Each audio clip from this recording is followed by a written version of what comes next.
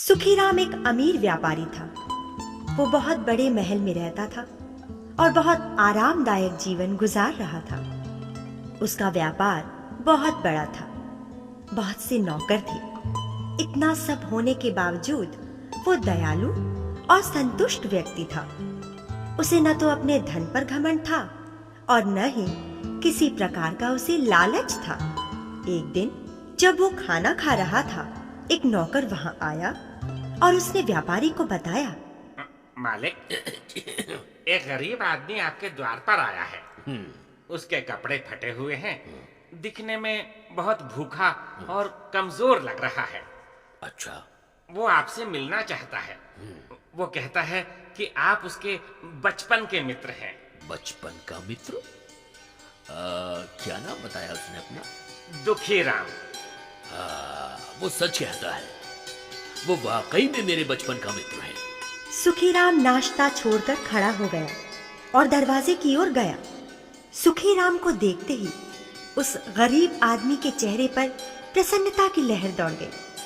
सुखीराम अपने मित्र को घर के अंदर ले आया और उसे सम्मान से बिठाया। तुमने अपनी ये क्या हालत बना रखी है?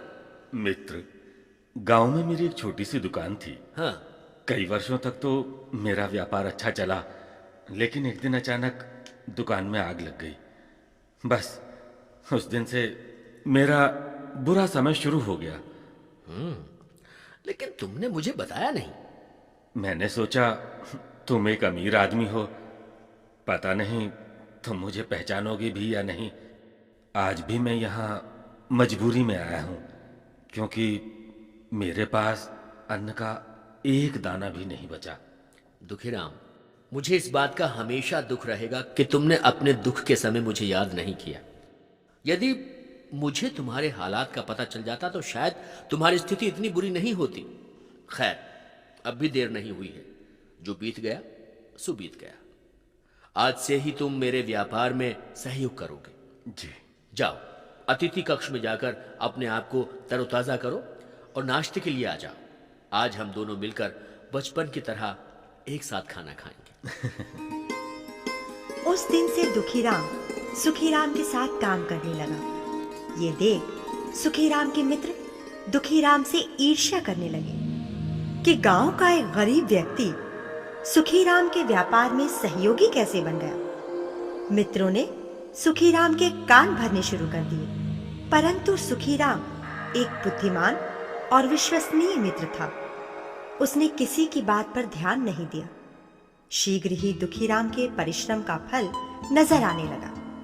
सुखीराम का व्यापार दिन प्रतिदिन बढ़ता गया।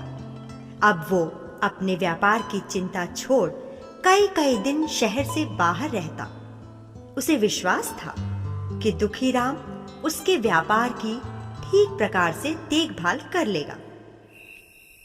रात का समय था। दुखीराम खिड़की के पास बैठा ताजी हवा का आनंद ले रहा था कि तभी उसने कुछ लोगों को बातें करते सुना। उनकी बातों से दुखीराम समझ गया कि ये लोग चोर हैं और जानते हैं कि सुखीराम शहर में नहीं है। इसलिए ये लोग घर की बहुमूल्य वस्तुएं चुराने की योजना बना रहे हैं। दुखीराम ने कुछ क्षण सोचा। अचानक उसके दिमाग में एक योजना आई।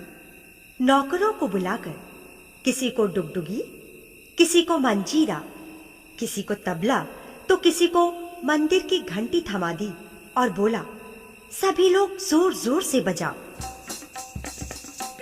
को तुमने तो कहा था कि सुखीराम घर पर नहीं है, केवल घर में बूढ़े नौकर ही है। अरे मैंने गलत तो नहीं कहा था।